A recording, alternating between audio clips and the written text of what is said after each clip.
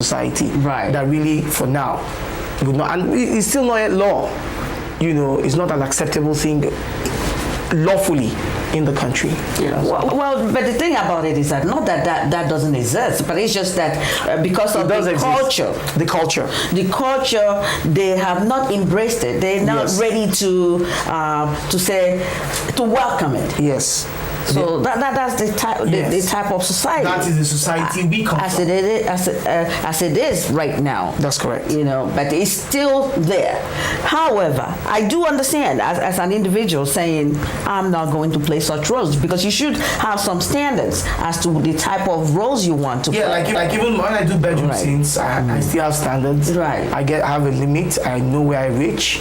You know, and even kiss scenes, you know, pretty much you have to set principles and stuff while you do other things. Yes. If not, everybody will be throwing scripts at you, and you'll be kissing every Tom, Dick, Harry, and Juliet. Oh. Well, we are going to take a short break. You have been watching Afrik Express with Desmond, Elliot. We'll be right back. Afrik Express, a new African talk show, rebranding Africa. We're insightful, inquisitive, and intriguing. We simply bring Africa to you. Welcome back to Afrik Express. You have been watching Desmond Elliot, the actor from Nollywood.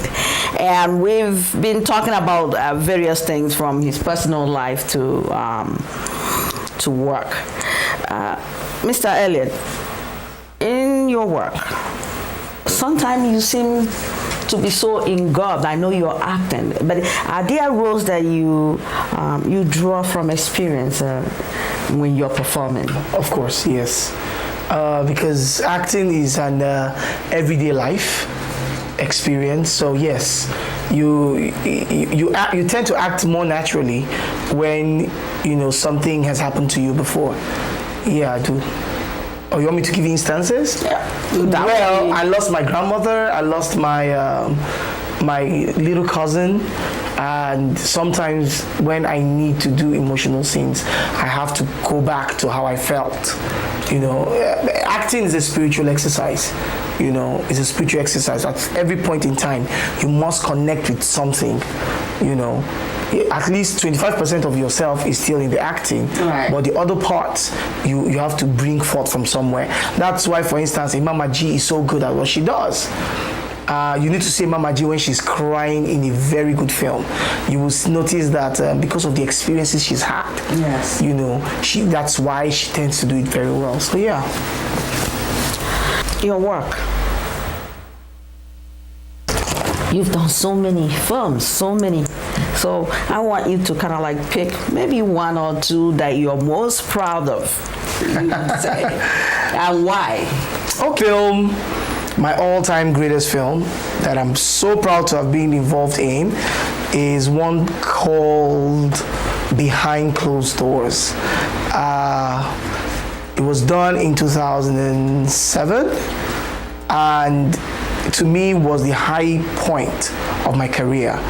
Why? Because it was being done by one man called Remy Jez, directed by my mentor, Lancelot Odoi Maswe. My brother in the movie was Richard Moffett Amijo, RMD. My wife in the film was Stella Damasos, and was being produced by MME Song. It was just like the perfect set for me, and I was really glad to be part of it. And I loved it because the storyline was beautiful.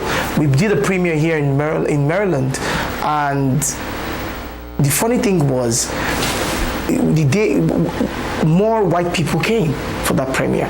At one point, before the thing started, my producer, said, "Desmond, I hope these people know it's African movies that we are going to play." Because I was also getting scared as well. Yeah. The hall was getting filled with like 80% white people. And my worry was, I just told them, I said, let's not even be worried about them watching the film. Will they understand the way we speak? Mm-hmm. Was my concern. But they moved with the film, they loved the film, and it was fantastic. So that to me is one of my greatest films. Another one, when I started producing, one of the first films I started producing. I didn't start producing solely. I always did co-production with Isong, and we did one called Reloaded. Reloaded is came out with a bang and looked pretty good. So those two are productions I probably think I've been very glad to be a part of. Yes. But now, directorially, I produce, direct, and the latest one coming out is, there are two actually. One is called Kidnap, and the second one is called In the Cupboard.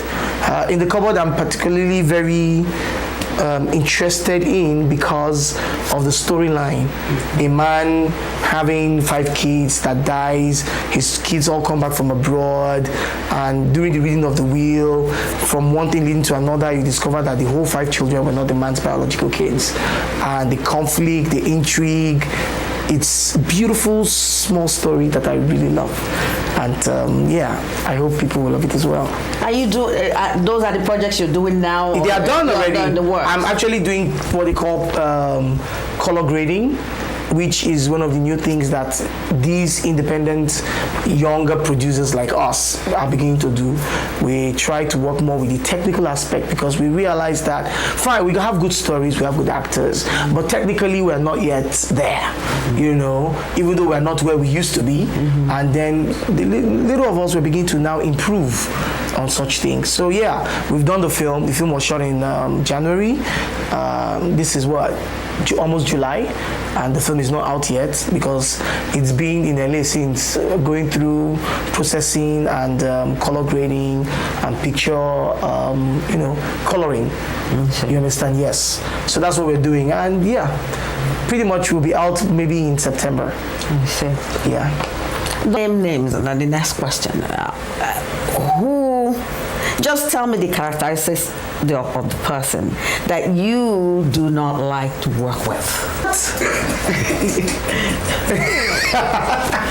An African man, it's not possible. Hey, Chineke. It's not possible. I should tell you people I don't like working with. Yes. No. I didn't say their names. I'm just saying, say what characteristics in a person. No, I'm not going to say that. Or that is hard to work with. I'm a fun-loving person. Or that is hard to work with. I'm a fun-loving person. I also like, and I'm a very honest person. And I try to be diplomatic. But in this case, I will not be too diplomatic. I actually have 3 people in that African continent that I do not particularly like working with. But I'm not going to call their names. Yes, that's okay. 3 people, yes, that I'm not excited when it comes to wanting to work with them. So what is the characteristics within those people that makes you not want to work with them? That's all right. You're going to see a different side of Desmond. They make me sick. That's it. They make me sick. No, really, I like people respecting other people. Okay. I like the fact that you are in this profession not because God could have used somebody else. Okay. But just because at some point God decided to choose you. That don't make you the best actor. Right. I don't think Brad Pitt is the best actor. I don't think, okay, Johnny Depp is really good, yeah. But I don't think Johnny Depp, if you really look at it, is like the best actor. But for some reason, they are loved. For some reason, they are liked. For some reason, you prefer him to any other actor. Matt Damon, for instance. So I think at some point when it comes to professions like this, you're not there because you're the greatest. You're there probably because you're just a blessed person. You have charisma. Opportunity. Yes, and it came and you grabbed it.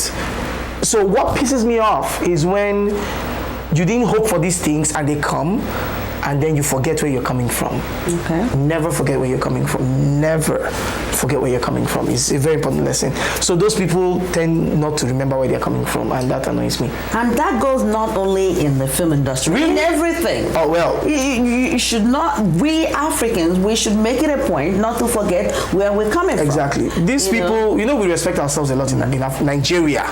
Because I've been to many African countries. In Nigeria, we respect ourselves a lot. These are people ordinarily, I'm not asking for you to call me uncle, but when you start and you meet your seniors, you start calling them uncle. Then you begin to rise in the profession. Then it becomes brother. Then it begins to rise, then it becomes name calling.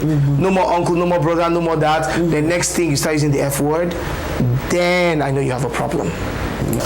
Let me ask you something. Do you think that some of the films, there's constant fetish doctors and all that? Do you think Nigeria is overusing it? Yeah, because we are now seen as a country of consistent voodoo business. Okay, what happened was when we started film production, it was like that. But voodoo, fetish things, all that stopped like 2002, 2003. Who's gonna buy a film with voodoo? No. And then we now came with love. I want to marry you, you want to marry me, my father refused, my mother refused, all those kind of love stories that has been abused as well. I don't think we do. This is to tell you guys, we don't do voodoo no more.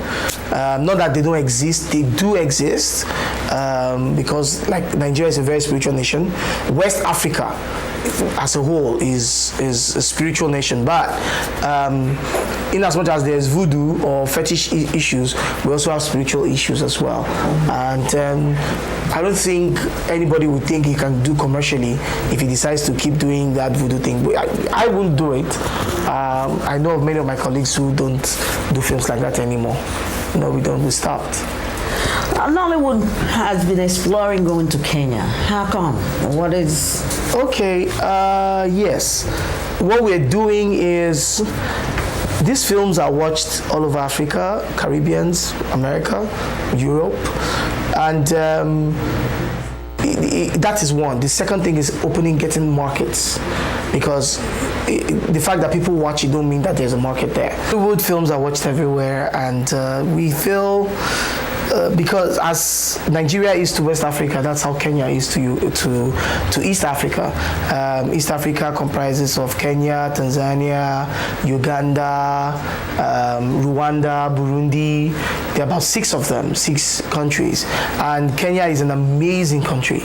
So what we have done, some actors, is we've gone there and we've tried to see how we can have outlets where we can market our films, so that we can also get revenue and bring money back home.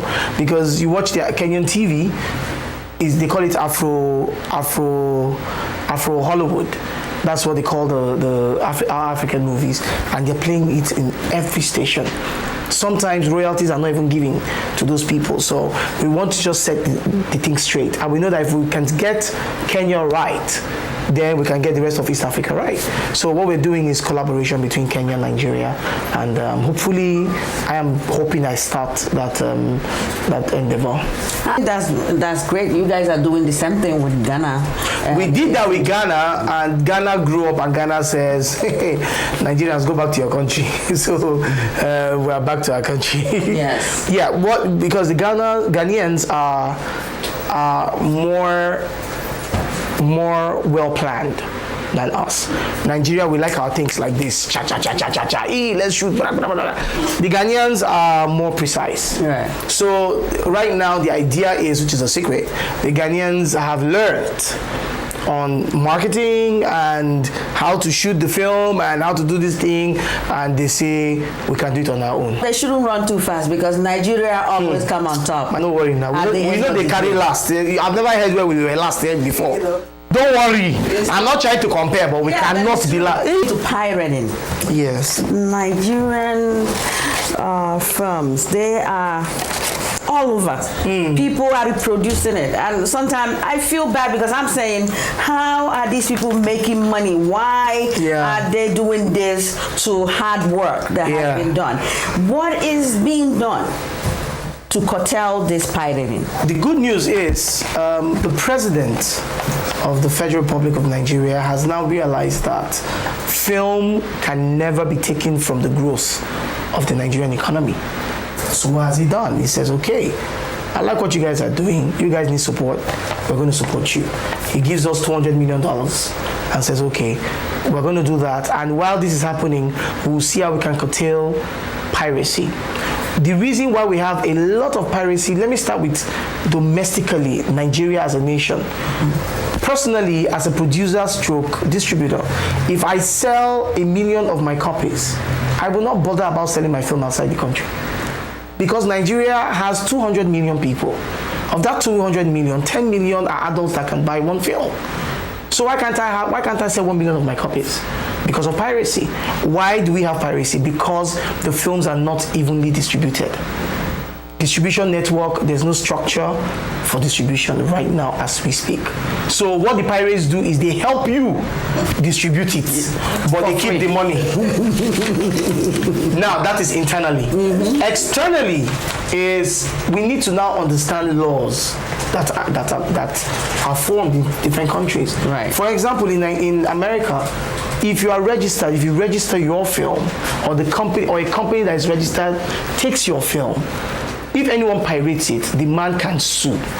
But if you bring your film, it's not registered, nobody knows, the US doesn't know what's happening, they will pirate it for you. You understand? And again, the pirates have become so strong.